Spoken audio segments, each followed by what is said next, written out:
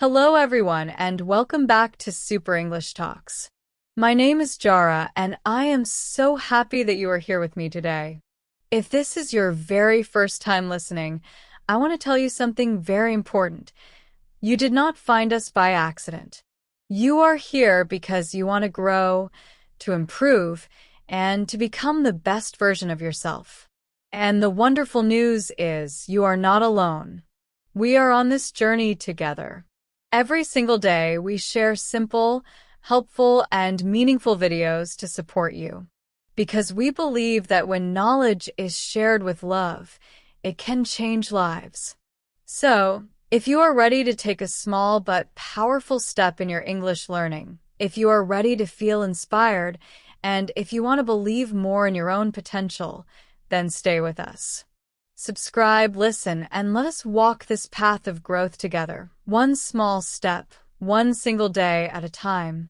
Now, maybe you are learning English because you want to travel. Maybe you want to speak with friends from other countries. Or maybe you need English for school or work. Whatever your reason is, you are in the perfect place. Because today, we're going to talk about something very important for all learners, the power of daily listening practice. And I want to tell you, listening practice is not only about hearing words. No, it is much more than that. It is about really connecting with the language. It is about understanding in a natural way, just like when you talk with a friend.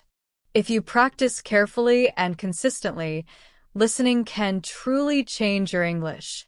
You will feel more confident, you will understand faster, and you will speak more easily than you ever imagined. So here's my advice. Grab a cup of your favorite tea, coffee, or maybe just some water. Sit down, relax, and get comfortable. Because together, we're going to explore how to make English listening not only useful but also fun, a simple part of your everyday life. Now, let me ask you, have you ever felt that learning a new language is like climbing a very tall mountain? At the beginning, you feel excited. You are full of energy. You learn new words every day, you study grammar rules, and you make good progress. But then, something happens. Suddenly, your improvement slows down. You feel like you are stuck in the same place. The excitement becomes smaller, and learning feels harder. Many students experience this stopping point. And for most learners, it happens when they try to understand spoken English. Reading? Not too bad. Writing? Maybe a little difficult, but possible. Speaking? With practice, you can say some sentences. But listening? Listening can feel like the hardest part of all. Maybe you have had this experience. You listen to a native speaker, but they talk very fast.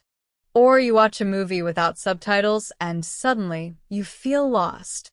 It seems like all the English you studied just disappears. The words mix together into strange sounds and you do not understand. Has this ever happened to you? If yes, don't worry. You are not alone. Let me tell you a story. I once had a student. I will call her Anna. She was a wonderful student, very smart, very hardworking. Anna always did her grammar exercises perfectly. Her essays were excellent, clear, and well-written. She could explain her ideas very well in class. But one day, she came to me looking very sad. Her shoulders were down, and she looked almost defeated. She said to me, "Teacher, I don't understand." I try to listen, but my mind becomes empty. People talk so fast. It feels like a storm of confusing sounds. I cannot catch the words. I cannot understand anything. Does Anna's experience sound familiar to you? Maybe you feel the same sometimes. And that is okay. Because what Anna was missing was not intelligence, not ability, not effort. The real problem was this. She had not trained her ear and, more importantly, her brain, to understand English as a living, breathing language. You see, many learners think of English only as a subject in a book. But English is not just rules and exercises. It is a language that lives in conversations, in songs, in movies, in real communication. And to truly understand, you need to train your brain step by step, just like children do when they learn their first language. Think about it. Children do not start with grammar books. They do not write essays. First, they listen. They listen for hours, for months, for years, before they even speak. They listen to their parents, to songs, to stories, to everything around them. Slowly, their brain begins to recognize sounds, words, and meaning. And finally, they begin to speak naturally. This is why daily listening practice is so powerful. It helps you learn English the natural way, just like a child. Children do not sit with grammar books. They do not try to remember long lists of words. Instead, they listen. They listen to their parents. They listen to their brothers and sisters. They listen to the world around them, the songs, the voices, even the small sounds in the home. And very slowly, without even noticing, they begin to understand. Their brain naturally connects the sounds with the meaning. For example, when a mother always says milk while giving a cup, the child understands. Milk means this white drink. Step by step, they build their language in a natural way. Now, of course, as adults, we usually learn differently. We sit in classrooms, we use books, and we follow a more structured plan. But the main idea of the child's way, the idea of being surrounded by the language all the time, is still very powerful for us. The problem is, many learners forget this. They spend hours on word lists. They do grammar drills again and again. And while these activities are useful, they are not enough. Without real English input, without listening to real voices and conversations, it is like trying to learn swimming only by reading a book. You may know the rules of swimming, but until you actually jump into the water, you will never truly swim. For listening, jumping into the water means giving yourself constant, varied, and real exposure to spoken English. That is how you train your ear and your brain to really understand. Now, I want to make something clear. When I say daily English listening practice, I do not mean you must study for many hours every single day. No. Even 15 to 20 minutes of true, focused listening can make a very big difference in your progress. And here I want to stress a very important word: focused. Simply having English audio in the background while you cook, clean, or scroll on your phone is fine. It helps a little. You might get used to the sound of English or the rhythm of sentences. But if you want real improvement, strong, deep understanding, you need to practice active listening. What does active listening mean? It means you try to understand the main ideas of what you hear. It means you listen carefully for the key words and phrases that stand out. It means you even try to guess what the speaker will say next. This is not just hearing. This is thinking with the language. And when you do this, your progress grows much faster. Let me share a story to show you this. This time, it is about a young man named Kenji. Kenji loved to travel. His big dream was to take his backpack and visit many English-speaking countries. He already knew some English, enough for simple conversations, but he wanted more. He wanted to feel comfortable and confident when talking with strangers in sudden, unplanned situations. So, Kenji began listening to our podcast. At first, it was very hard for him. He told me, "Teacher, I only catch 1 out of every 3 words, maybe less." I smiled and told him, "That is normal. Many learners start exactly where you are. Do not feel bad. This is the beginning of your growth." Then I gave him some advice. I told him, "Start small. Choose just 1 or 2 episodes per week. First, listen once all the way through. Do not worry about every word. Just try to understand the general topic. Then listen again. This time, pause often. Write down new words. Look them up. Play back the difficult parts. I explained that this repeating is very important. It is like when you trace the same drawing again and again until your hand remembers the shapes.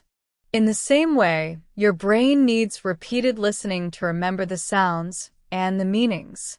Each time you repeat, the English feels more familiar, more natural, and easier to understand. And remember, just 15 to 20 minutes of this kind of focused, active listening every day can change your English in amazing ways. Now, I want to repeat something important. It is not enough to just have English playing softly in the background while you cook, clean, or check your phone. Yes, this kind of passive listening can help a little. It can help your ears get used to the sounds of English and the natural rhythm of how people speak. But if you want real, big improvement, you need to go one step further. You need to practice active listening. What does active listening mean? It means you listen carefully, trying to understand the main message of what is being said. It means you notice the important words and phrases. It means you even try to guess what the speaker might say next.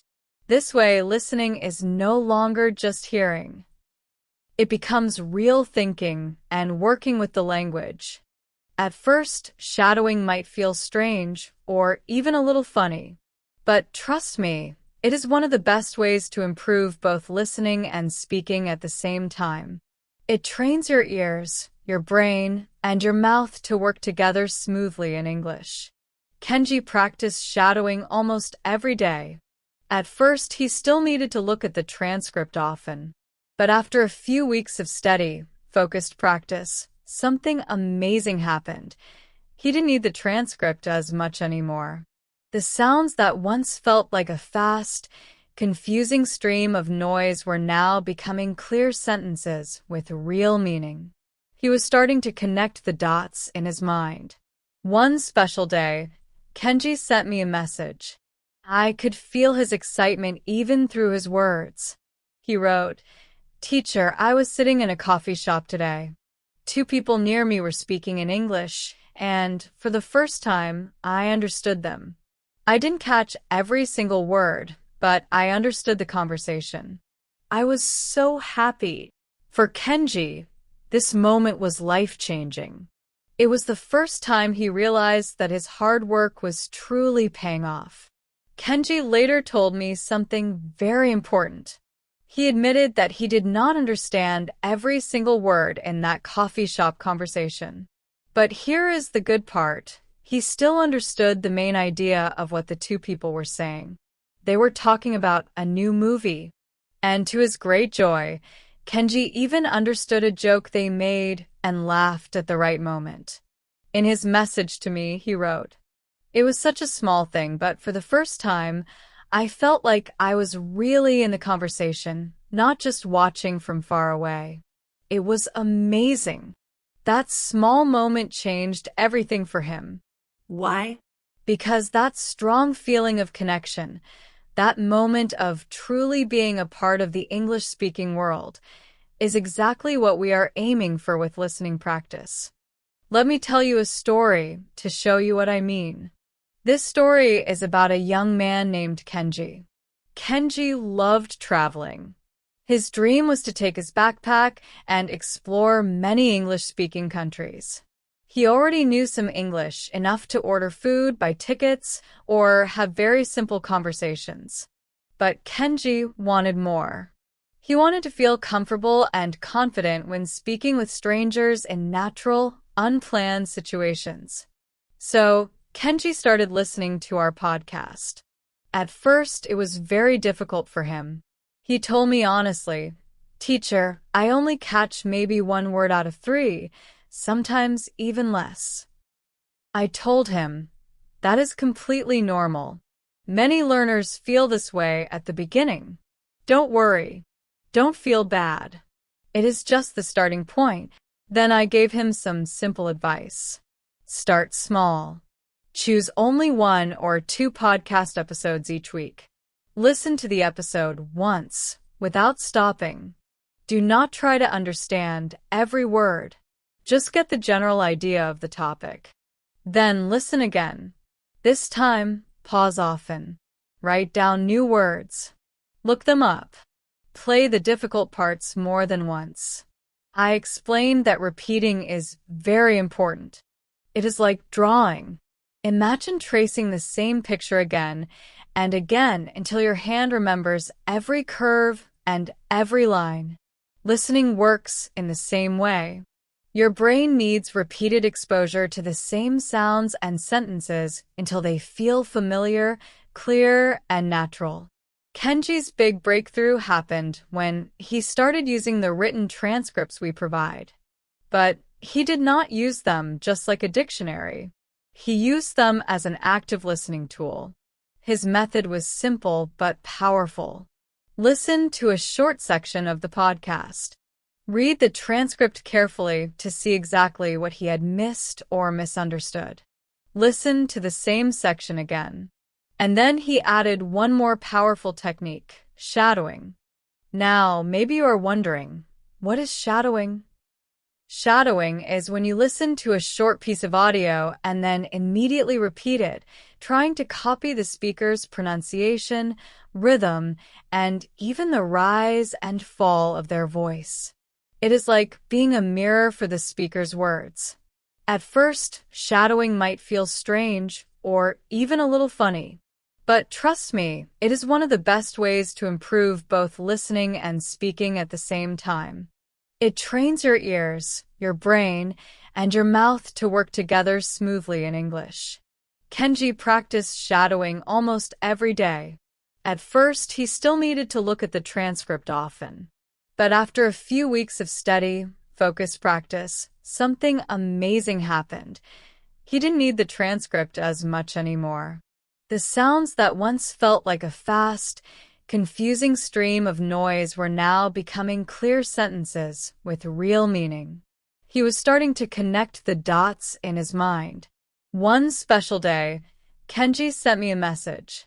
I could feel his excitement even through his words. He wrote, "Teacher, I was sitting in a coffee shop today.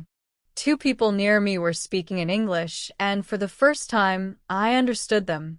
I didn't catch every single word, but I understood the conversation. I was so happy." For Kenji, this moment was life-changing. It was the first time he realized that his hard work was truly paying off. Kenji later told me something very important. He admitted that he did not understand every single word in that coffee shop conversation. But here is the good part. He still understood the main idea of what the 2 people were saying. They were talking about a new movie. And to his great joy, Kenji even understood a joke they made and laughed at the right moment. In his message to me, he wrote, "It was such a small thing, but for the first time, I felt like I was really in the conversation, not just watching from far away. It was amazing." That small moment changed everything for him. Why? Because that strong feeling of connection, that moment of truly being a part of the English-speaking world, is exactly what we are aiming for with listening practice. Learning English is not just about passing a test or getting a good grade. It is about something much bigger. It is about opening new doors, creating new experiences, and having opportunities that go far beyond the classroom. So now, let us ask the big question. How can you make this kind of focused listening practice a simple, natural part of your everyday life? Let's break it down into easy, practical steps. Step 1. Choose topics you truly enjoy. This is the most important step of all. You must listen to things that you find interesting. If you are listening to something boring, your mind will wander. You will lose focus. And when you lose focus, you will not get the full benefit from your practice. So, think about what excites you in real life. Do you love new technology? Then find podcasts or videos about tech. Do you enjoy cooking? Then listen to cooking shows or food-related podcasts in English. Do you like scary or exciting true crime stories? Great! There are many English podcasts about crime, mystery, and detectives. When you listen to something that truly interests you, your brain becomes more active. You want to understand. And because you are curious, the learning process feels more natural and enjoyable. Step 2. Start simple, then slowly make it harder. For beginners, I always suggest starting with materials made especially for learners of English. For example, this very podcast. We speak at a clear, steady speed. We choose interesting topics, but we avoid using too many difficult or unusual words. Once you feel more confident, you can slowly move on to real materials, things made for native speakers. This could include news reports, documentaries, interviews, TV shows, YouTube videos on topics you like. The key is to increase the difficulty step by step. If you choose something too hard, you will feel lost and frustrated.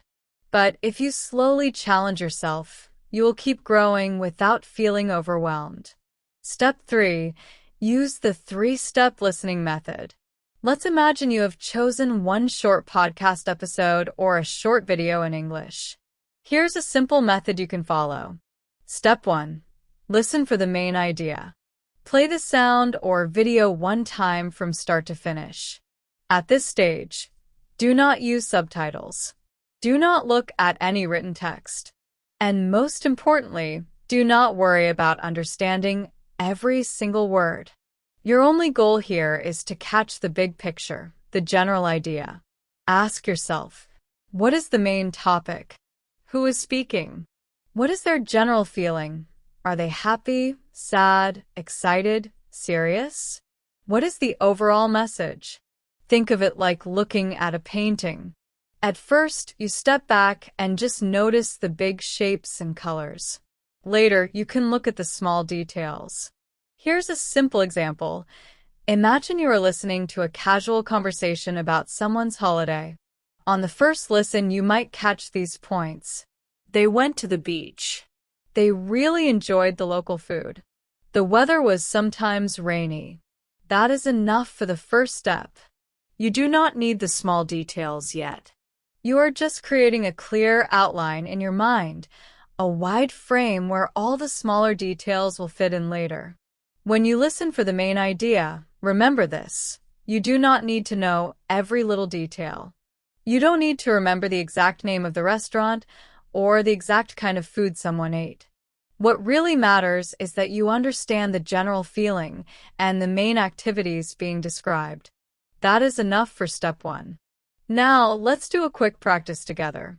I am going to tell you a short, simple story. Your job is to listen carefully just one time and then try to find the main idea, the most important message. Here is the story. Last weekend, my friend Emily decided to try baking sourdough bread for the very first time. She spent hours watching videos online and reading different recipes, trying very hard to do everything correctly. But when she finally took her bread out of the oven, the loaf was flat and heavy, almost like a rock. She was disappointed, but she also laughed at how funny the result looked. Instead of giving up, Emily decided she would try again next weekend.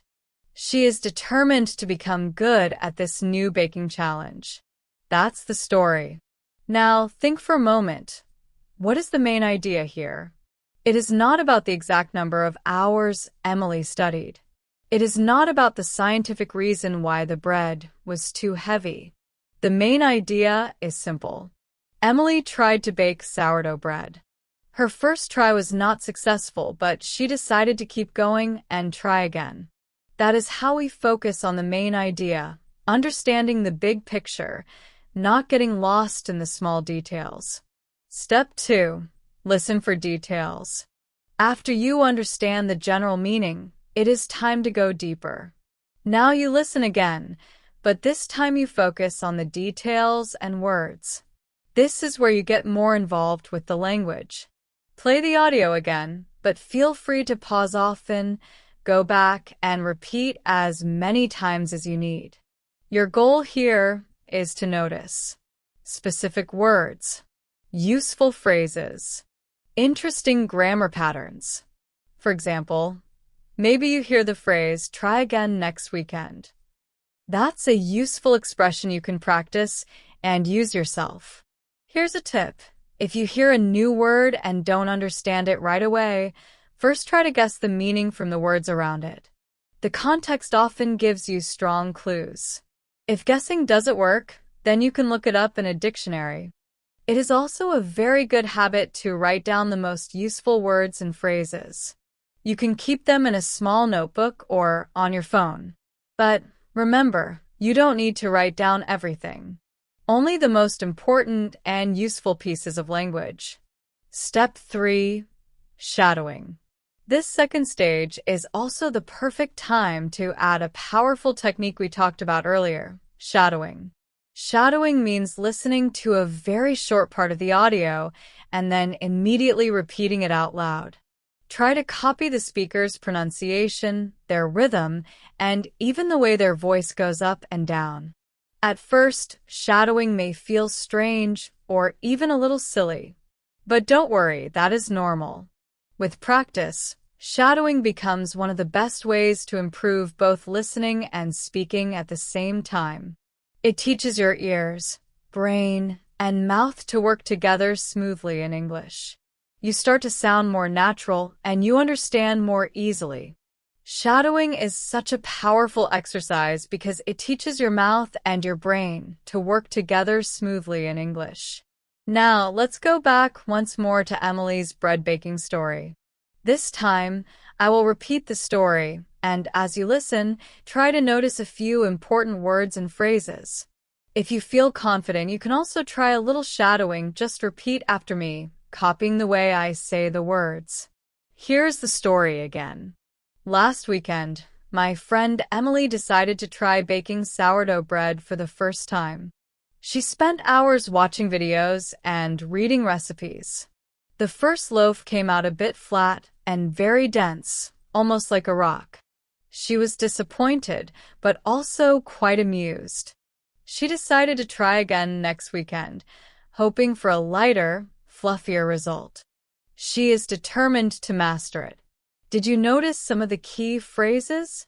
For example, sourdough bread, hours watching videos, flat and very dense, disappointed but also quite amused, lighter, fluffier, determined to master it. These words and phrases are very useful. They give richness and detail to the story. Also, notice the contrast. Emily's first bread was flat and dense, but what she really wanted was something lighter and fluffier. Understanding these differences, the problem and the goal, helps you follow the story more clearly. Step 3. Listen for connection and reflection. Now, let's move on to the third and final step of the 3-step listening method. This step is often forgotten, but it is one of the most powerful parts for deep learning. This time, when you listen, your focus should not only be on the words or details. Instead, try to connect what you hear to your own life, your own experiences, your own thoughts and feelings. Ask yourself questions like, does this story remind me of something I have done before? Can I summarize the main points in my own words? If I were talking to the speaker, what advice would I give? Can I guess what might happen next in the story? When you think this way, you are no longer just passively listening. You are actively working with the language. You are making it part of yourself. This is where real learning begins to happen. Let's go back to Emily's story one more time. Maybe as you listen, you think, oh, I remember when I tried to make pancakes for the first time and they all burned. I felt frustrated too, but I learned a lot from that mistake. Or maybe you wonder, I wonder what recipe Emily used. Maybe she should try a different kind of flour. That might help her get a lighter texture. See how this works? When you connect the story to your own thoughts, memories, and questions, the language becomes much more personal and meaningful. It changes from being just a school subject into a practical tool for real communication and understanding. Now, let me share with you another real-life story that shows just how powerful continuous listening practice can be. This is the story of a man named David, who moved from Germany to Ireland for a new job. David's English was already good enough for his work. His job mostly required technical discussions and formal exchanges, and he could handle those well. But outside of work, when it came to daily life, casual conversations, and social situations, David often felt lost. Even though David's English was strong enough for work, he quickly discovered that social English was a very different challenge. In meetings, he could understand every sentence and respond clearly. But when his Irish coworkers relaxed and started chatting after work, especially in the pub, he felt completely lost. The conversations were fast, full of jokes, slang, and idioms he had never seen in textbooks. He once told me with a shy smile, "I understood everything in the meeting, but at the pub, it was like they were speaking a totally different language." This is a very common experience for English learners. Many students know grammar rules and thousands of vocabulary words, but real-life speech is not the same as a school book. People speak quickly, they shorten words, they mix in cultural references, and they often use colorful sayings that you cannot easily translate. David, however, was determined not to give up. Instead of avoiding these situations, he made a plan. He decided to train his ear every single day. He started listening to Irish radio programs and podcasts, especially ones about Irish history, music, and culture. At the beginning, it was extremely difficult. He admitted that for the first few weeks, he understood very little.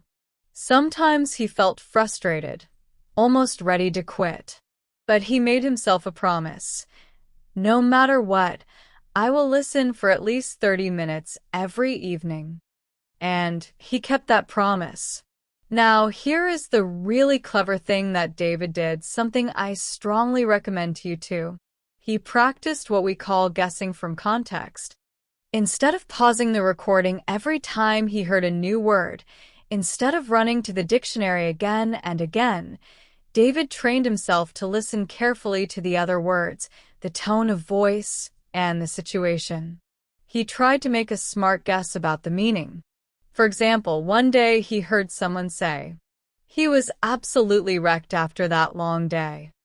David did not know the word wrecked, but he heard long day and noticed the tired tone of voice. From this, he guessed that wrecked must mean something like very tired or exhausted. And he was exactly right. This skill of guessing meaning is so important. Why?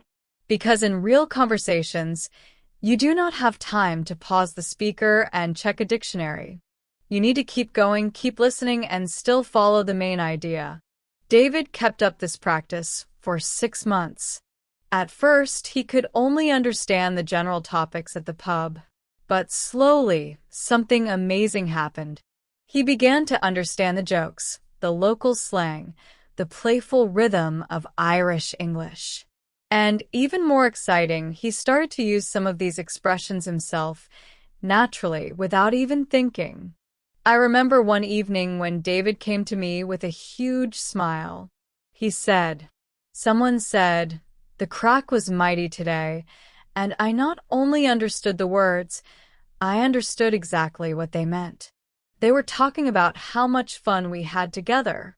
A year ago, I would have just stared in confusion. But now, I was laughing along with everyone else." That is the true power of steady listening. It is not only about words or grammar. It is about culture, humor, connection, and belonging. Language is not just a school subject. It is a bridge to people, to relationships, and to real life. So now you may wonder, how can I make this a daily habit for myself? How can you keep listening every day, not as a boring duty, but as something you look forward to? The secret is to fit listening smoothly into your normal routine. You don't need to set aside big chunks of time. Instead, you can use the small natural moments in your day, while cooking, walking, cleaning, commuting, or even before going to sleep. Suddenly, a sharp new sound broke the peaceful morning. It was the voice of a young boy, calling out in excitement as he ran down the lane. "Mrs. Higgins! Mrs. Higgins!" he shouted. Startled, Mrs. Higgins looked up from her roses, her hands still dirty with soil.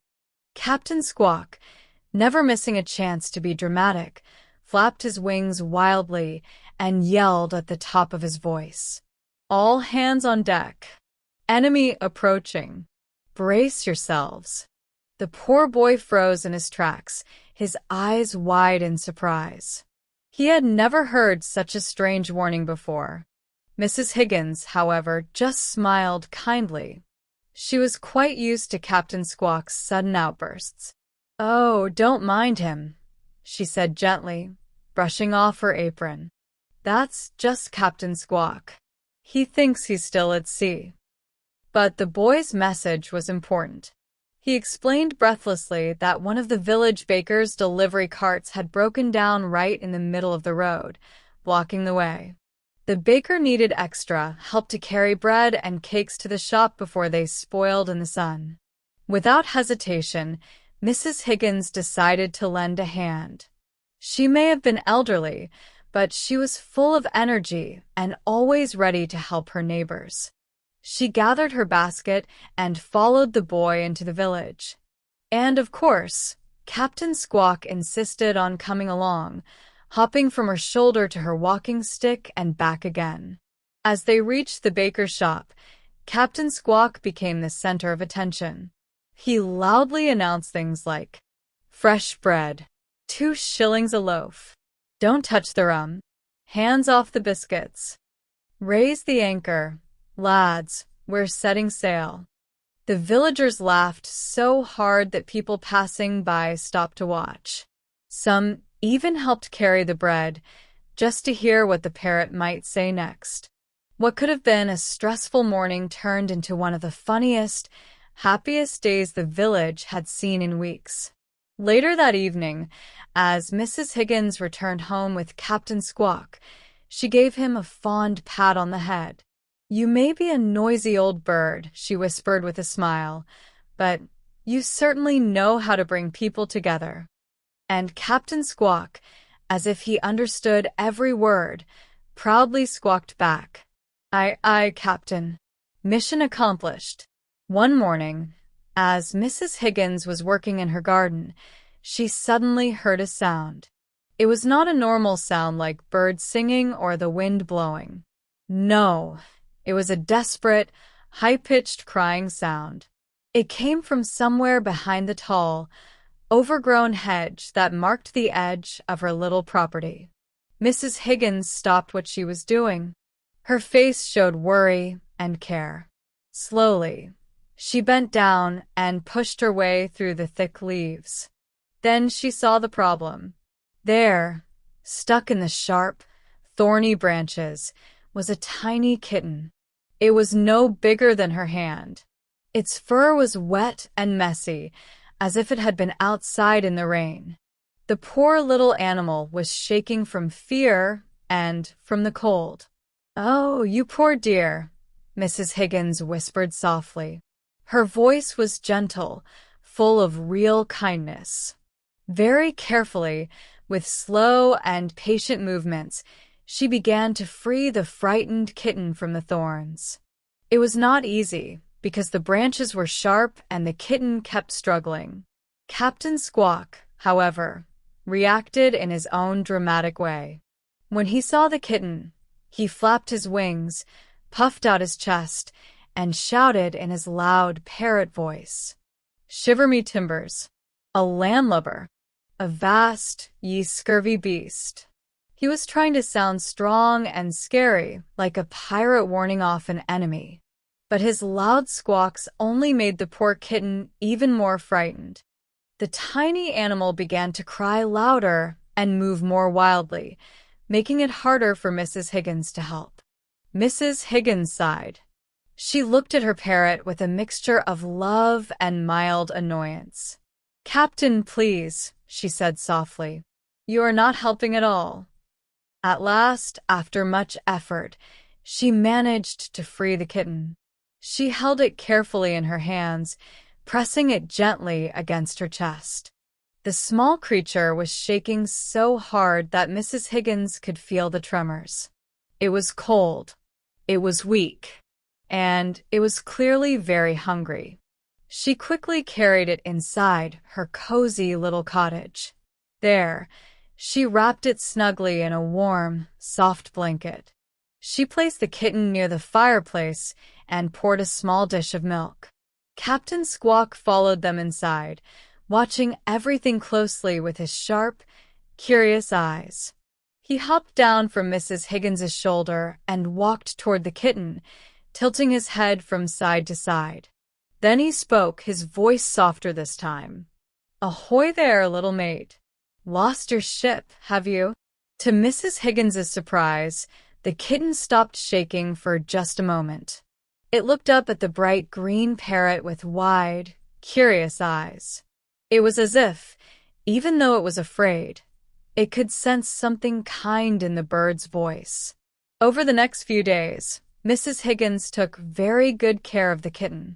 She gave it food, kept it warm, and made sure it had a safe place to sleep.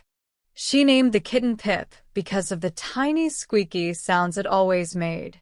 Pip slowly grew stronger. He began to walk around the cottage, play with bits of yarn, and chase shadows on the floor. He was still a little nervous whenever Captain Squawk shouted loudly, but deep inside, he seemed to know the parrot meant no harm. Captain Squawk, in fact, became very fond of the kitten. He often dropped little pieces of his dried fruit near Pip's sleeping place. Sometimes, in his usual pirate voice, he would squawk, "Eat up, me hearty." Mrs. Higgins smiled every time she saw this unusual friendship growing between the big parrot and the tiny kitten. One sunny afternoon, an important visitor came to Mrs. Higgins's cottage. It was the mayor of the village, Mr. Henderson. He was a tall, serious man who almost never smiled. People in the village respected him, but they also thought he was a bit too strict and formal. Mr. Henderson had come to talk about the plans for the upcoming village flower show. Every year, this was one of the biggest events in the community, and Mrs. Higgins's beautiful roses were always the main attraction. The villagers were proud of her flowers, and the mayor wanted to make sure everything was prepared. So, Mrs. Higgins invited him inside. They sat down in her cozy living room. The mayor began to speak in a very serious tone about the different prize categories, the rules for judging, and how the flowers must be arranged. While the mayor talked, Pip the kitten was busy planning his own adventure.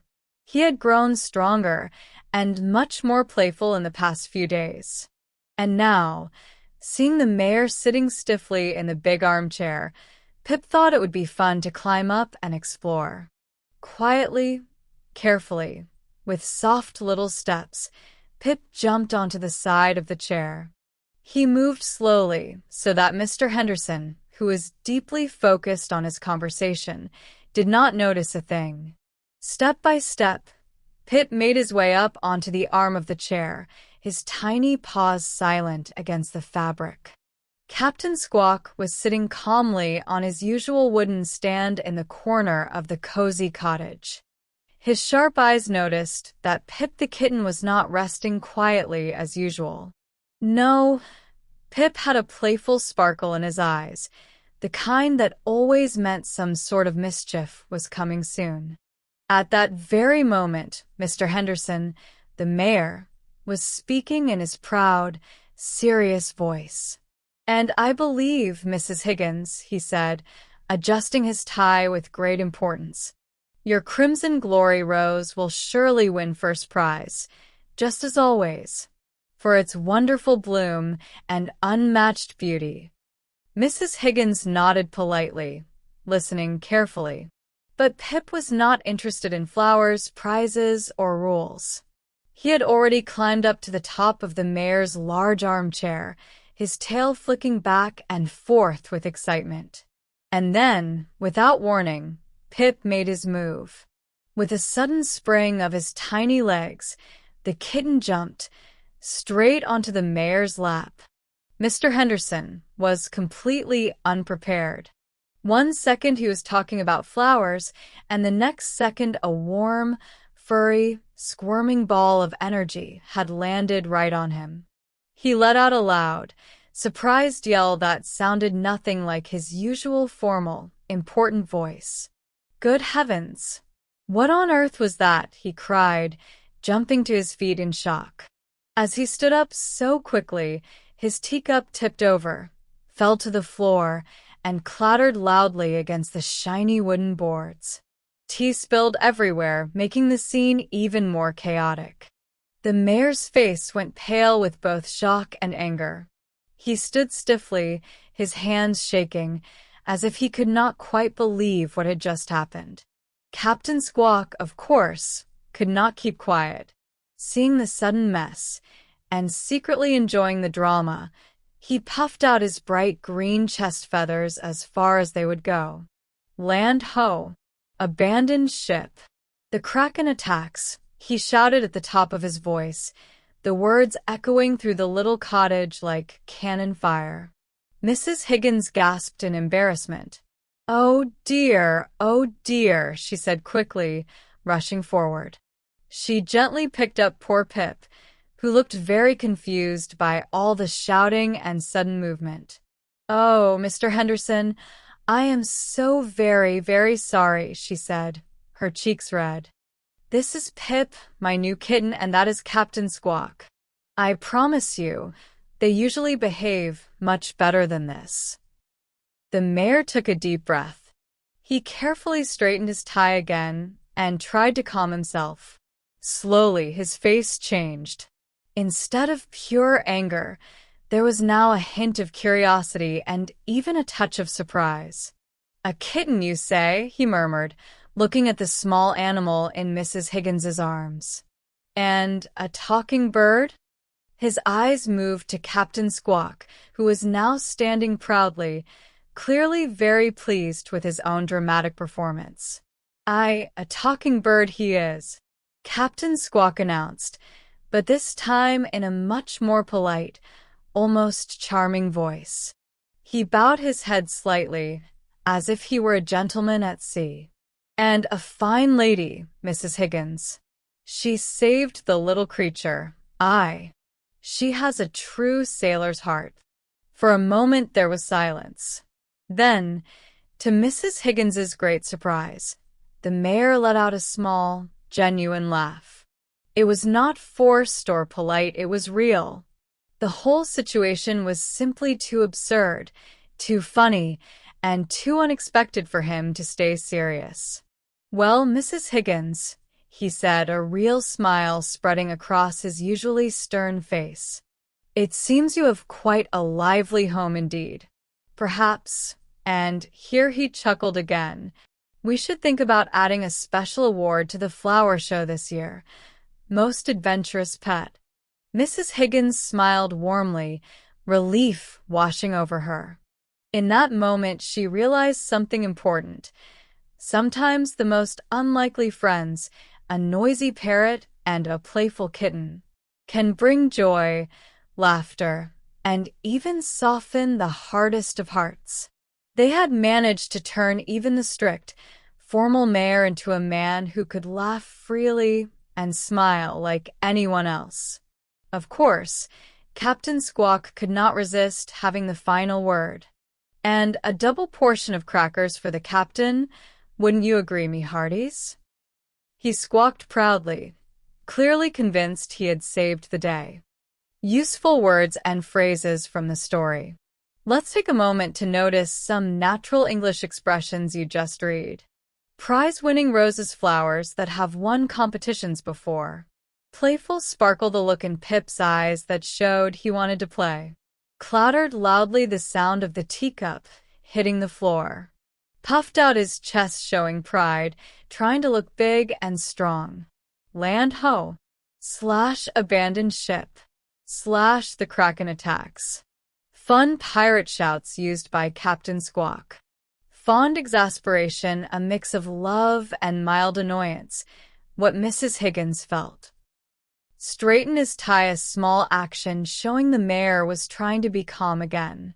A true sailor's heart, meaning someone with bravery, loyalty, and kindness. Most adventurous pet, a playful, humorous award suggested by the mayor.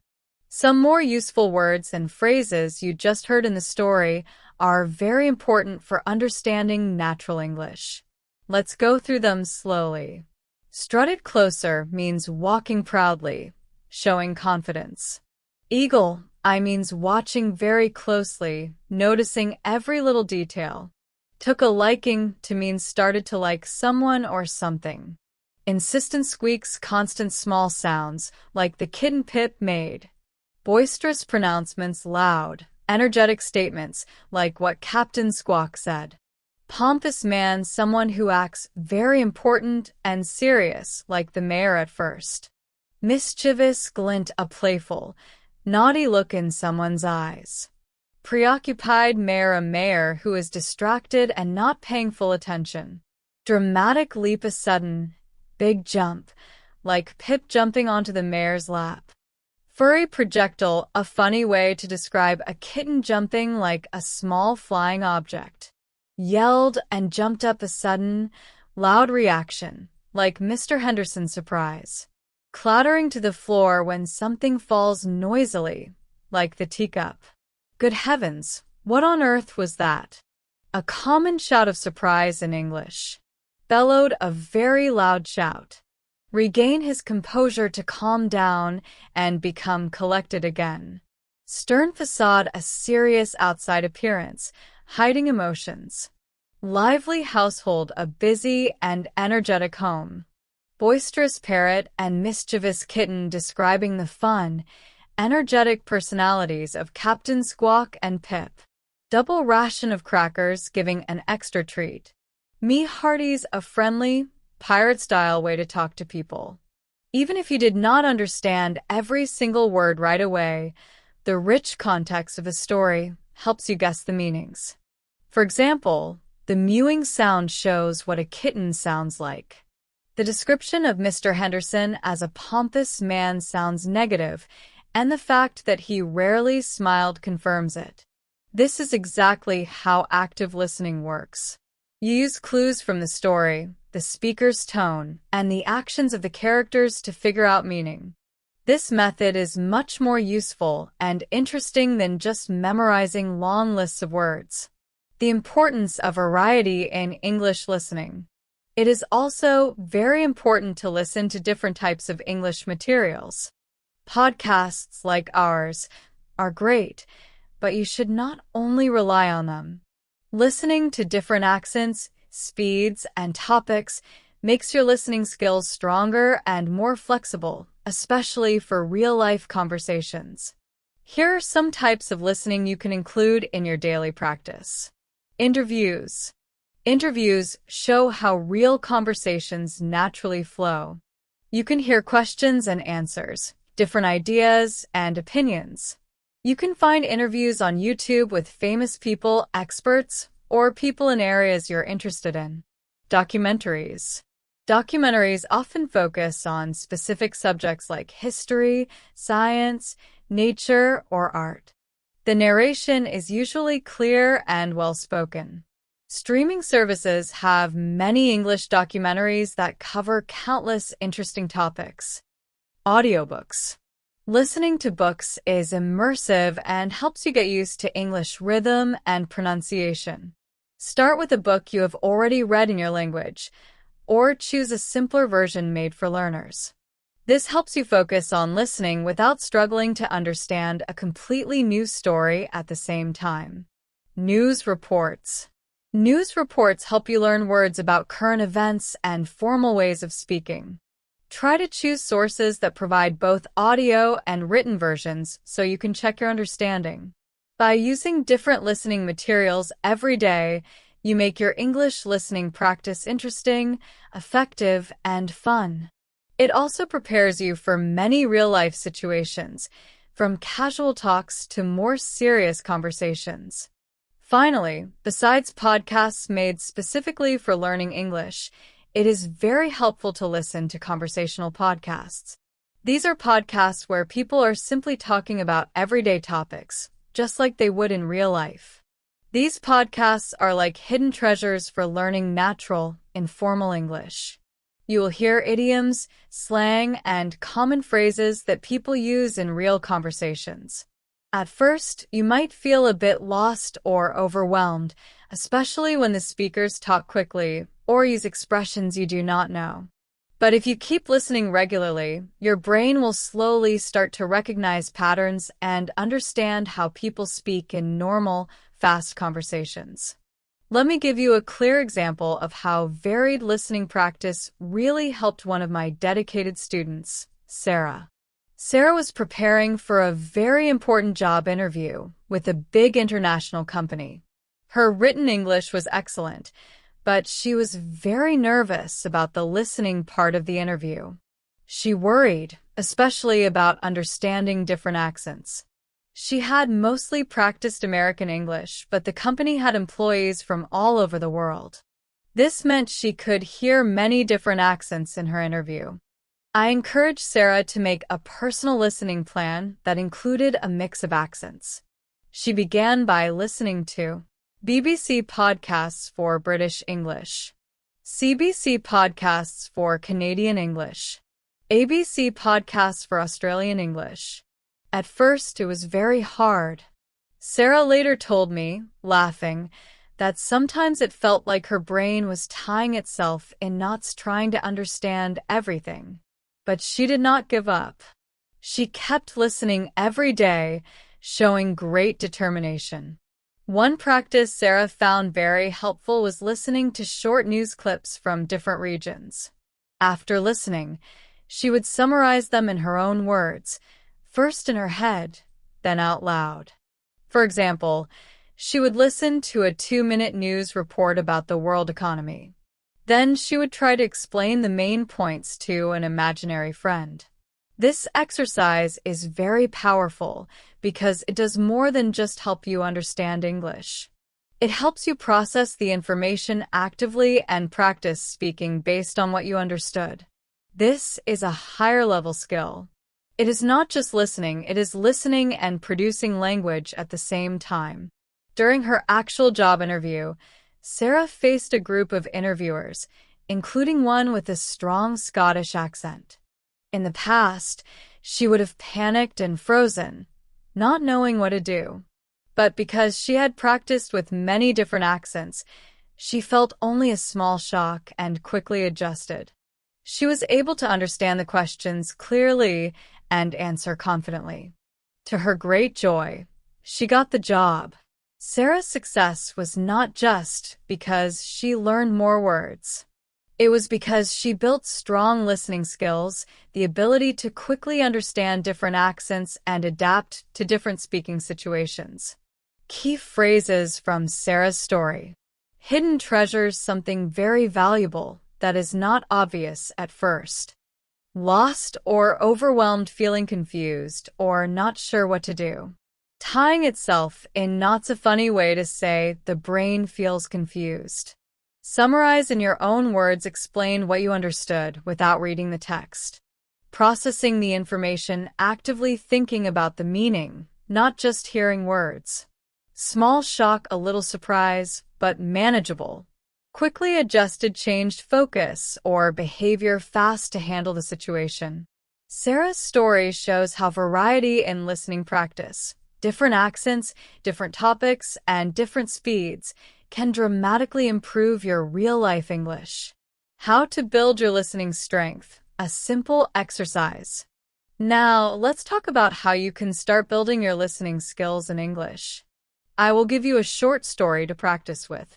First, I will tell it at a natural, slightly faster speed, like people speak in real life. Then, I will explain some of the common phrases and natural expressions used, so you can understand how English sounds in everyday conversations. Step 1. Listen for the main idea. Here is the story.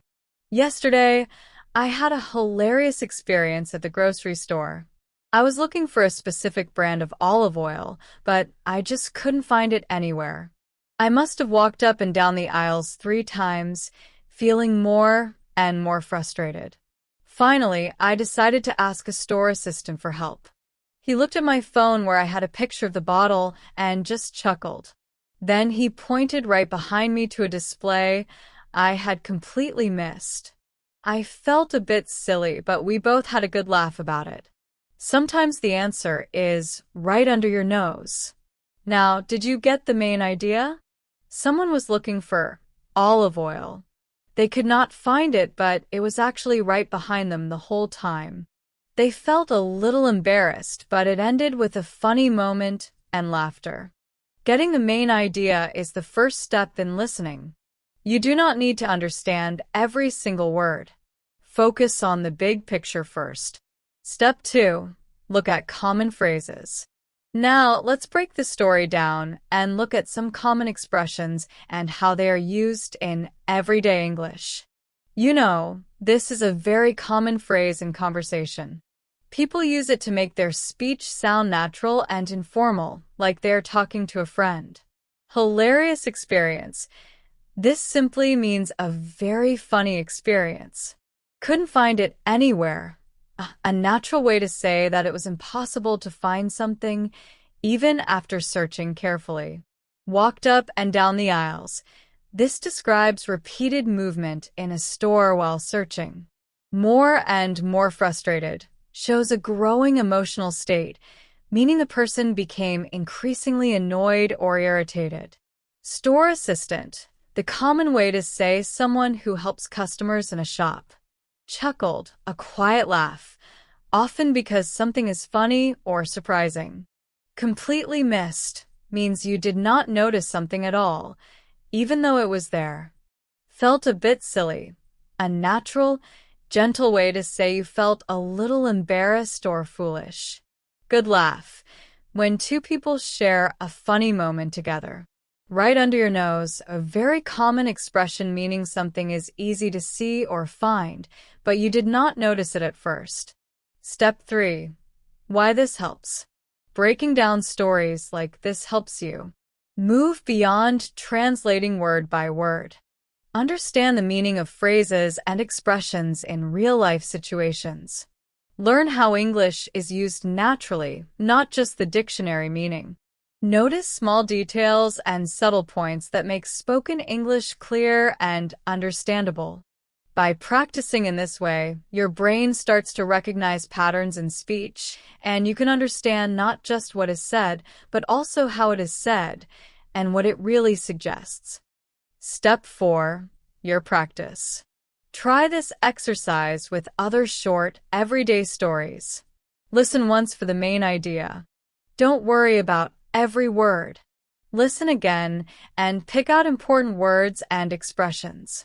Think about the meaning of phrases in the context of the story. Try to say the story out loud using some of the natural expressions you learned. Doing this regularly, even 10 to 15 minutes a day, will make your English listening stronger, faster, and more natural. Daily listening practice.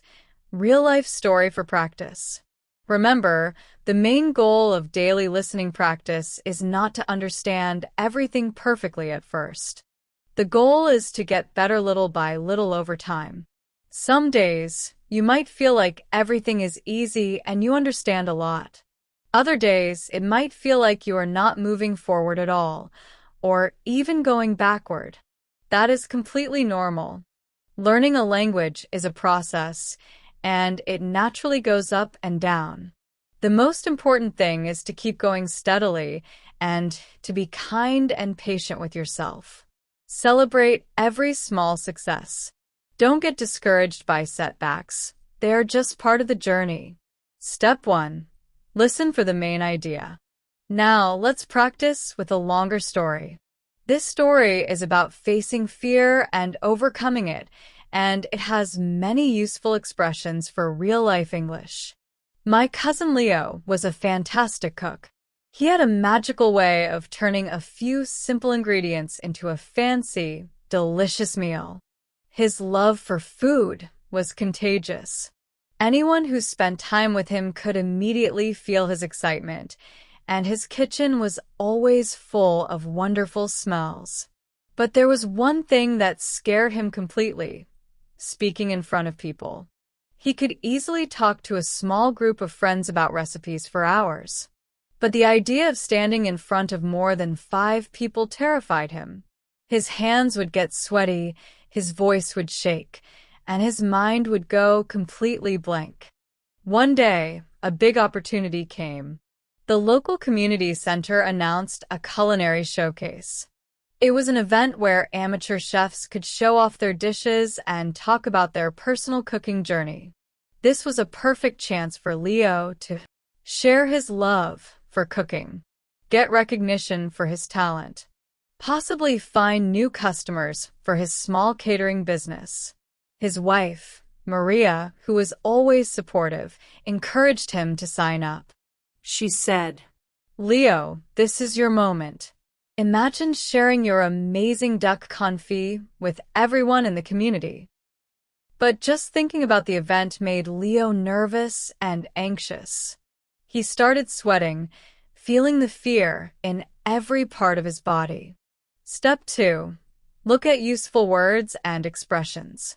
Here are some phrases and expressions from this story that are helpful for everyday English. Fantastic cook, someone who is very skilled at cooking. Magical ability, a natural or impressive talent that seems almost amazing. Contagious excitement, when someone's happiness or energy spreads to others. Terrified/scared completely, feeling very afraid. Sweaty hands/shaking voice, physical signs of nervousness or fear. Mind went blank, forgetting what to say or unable to think clearly. Culinary showcase, an event where people show their cooking skills. Personal cooking journey, talking about your own story or experience with cooking. Supportive/constant encouragement, someone who always believes in you and helps you feel confident. Step 3. How to practice. Listen for the main idea first. Understand the big story. Leo is a great cook, but he is scared of speaking in public, and now he has a big chance to face his fear. Listen again for details. Focus on words and phrases like sweaty hands, mind went blank, culinary showcase, and personal cooking journey. Connect the story to yourself. Think about a time when you felt nervous about something new. How did you handle it? By practicing in this way, you start to understand natural English phrases. You learn how emotions and actions are described in English. You prepare your brain to recognize English patterns in real conversations. Even if you do this for just 10 to 15 minutes a day, you will slowly see steady improvement in your listening and comprehension skills. Leo faces his fear. Part 2. Leo was still very nervous about speaking in public. He looked at Maria and stammered. "Maria, you know how I get. My tongue feels like sandpaper, and my knees are literally knocking together. What if I completely forget everything I plan to say? What if I make a fool of myself in front of everyone?" Maria, who was practical and always encouraging, calmly suggested a plan. "Look, my dear," she said, "you are very good at cooking. Let's practice your talk about cooking every day for just 10 minutes.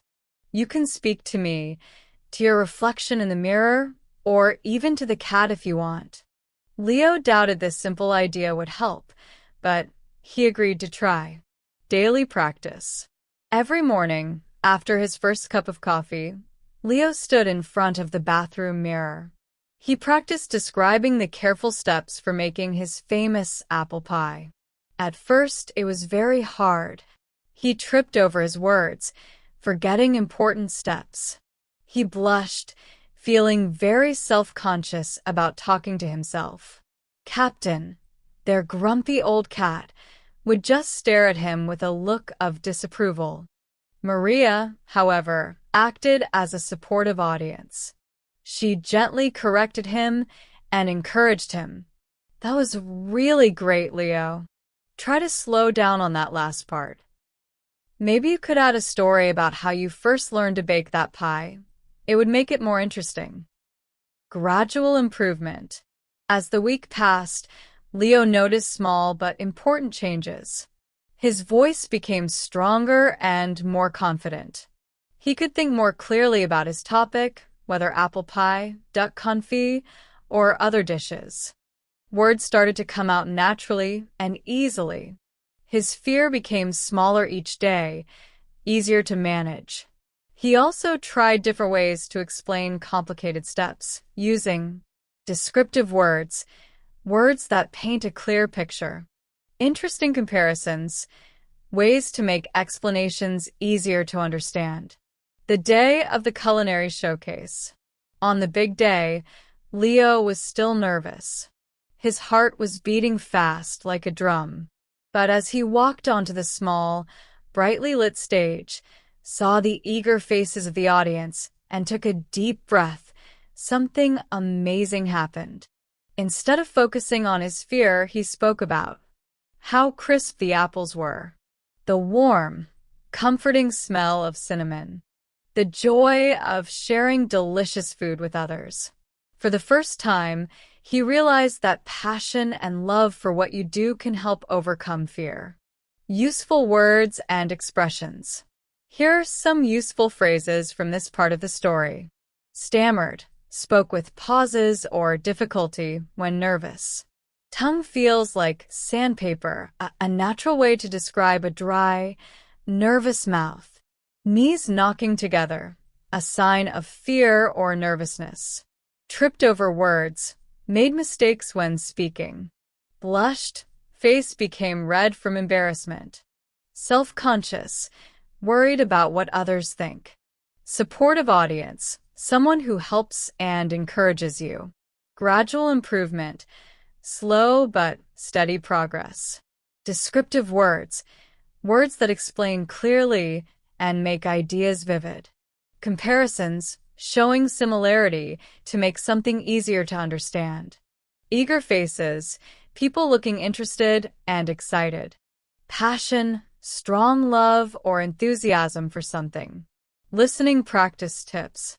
First, listen. Try to understand the main idea. Leo is a great cook, but he's scared to speak in public. He practices every day and gradually becomes confident. Second, listen.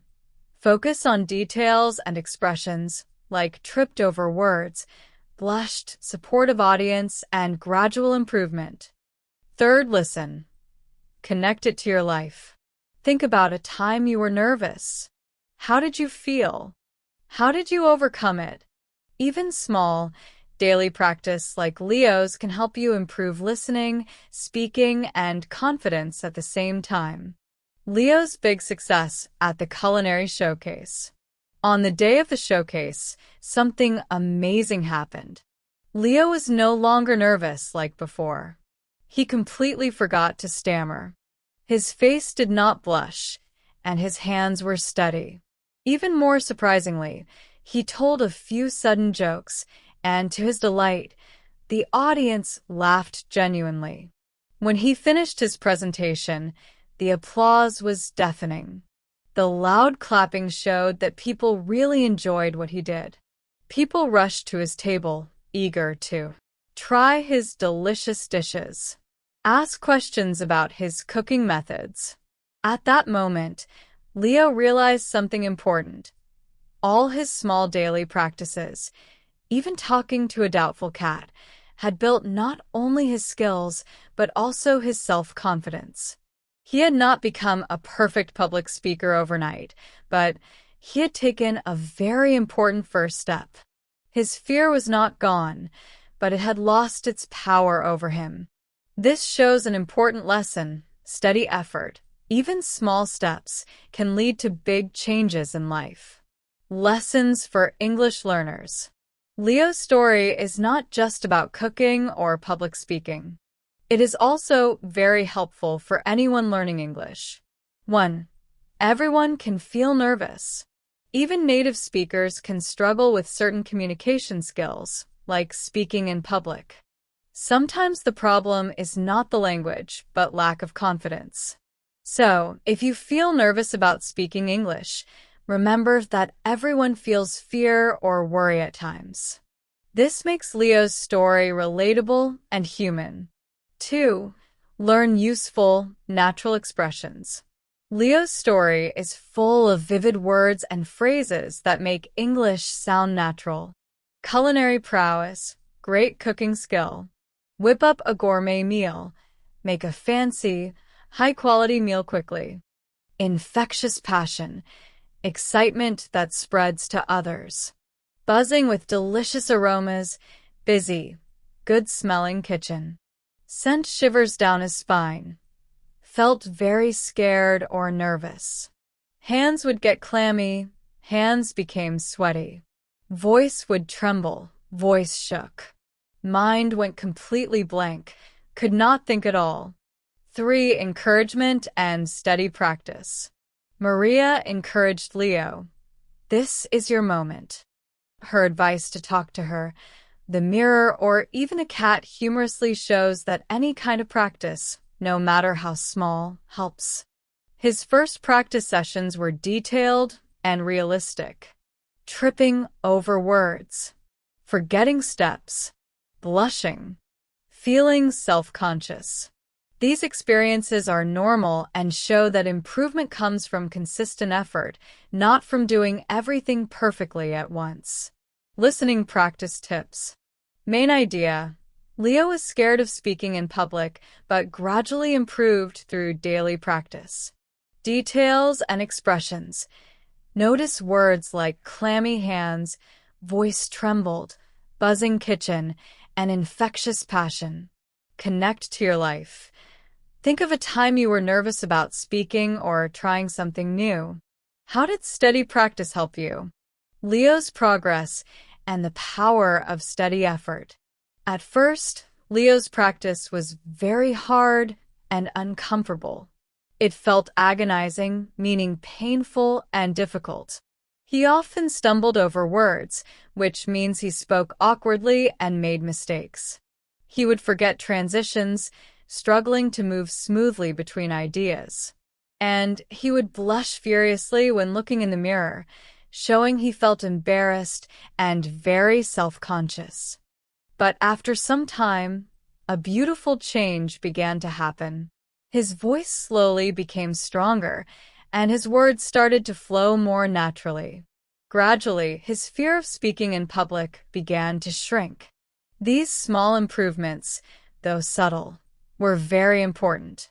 Finally, at the big culinary showcase, Leo's heart was thumping like a drum, which is a natural way to say he was extremely nervous. But then something clicked, a phrase that means everything suddenly made sense or fell into place. He spoke confidently, shared his excitement for cooking, and even made a few jokes. The audience laughed and applauded loudly, showing how much they enjoyed his presentation. People rushed to his table, eager to try his food and ask questions. The important lesson here is that Leo's consistent, small daily practice did not just improve his speaking skills. It also built his confidence. This is a lesson we can use for learning English or any other skill. Even small, steady steps can create big, life-changing results. Tips for daily listening practice. Make it a daily habit. Even if you only have 15 to 20 minutes, focused listening can be very effective. You don't need to do a lot at once. Consistency is what matters. Choose topics you enjoy. Listen to things you are truly interested in. If the topic excites you, it will be easier to focus and understand. Use the 3-step method. Step 1. Main idea. Listen once just to understand the big picture. Step 2. Details. Listen again and focus on important words, phrases, and expressions. Step 3. Connection. Think about how the story relates to your life or what advice you might give. Use helpful tools. Written texts. Follow along with transcripts or subtitles. Shadowing. Repeat what you hear to practice pronunciation, rhythm, and intonation. Listen to a variety of materials. Different accents. Different speaking speeds. Different types of content. Podcasts, interviews, documentaries, audiobooks, news reports. Focus on real-life stories. Stories about real people and real events help you understand natural ways of speaking. They also teach subtle differences in meaning and common expressions used in everyday conversations. Be patient and persistent. Learning a language is like a long journey, not a race. Celebrate every small success and don't worry about mistakes or temporary setbacks. Your brain is powerful. With steady listening and active practice, your brain will naturally start to recognize patterns, guess meanings, understand more and more of what you hear. Think of it like building a muscle. The more you use it, the stronger and more capable it becomes. And before you know it, you will start understanding English more easily. You will laugh at jokes in English, follow complex conversations confidently, and feel truly connected to the world of English speakers. Thank you so much for joining me today on Super English Talks. I hope this episode has given you more than just useful tips. I hope it has also given you inspiration and practical ways to make English listening a fun and natural part of your daily life. Remember, even small amounts of listening every day add up. Every single minute you spend immersed in English is a step closer to speaking confidently and naturally. Keep listening, keep learning, and enjoy the journey. Until next time, happy listening.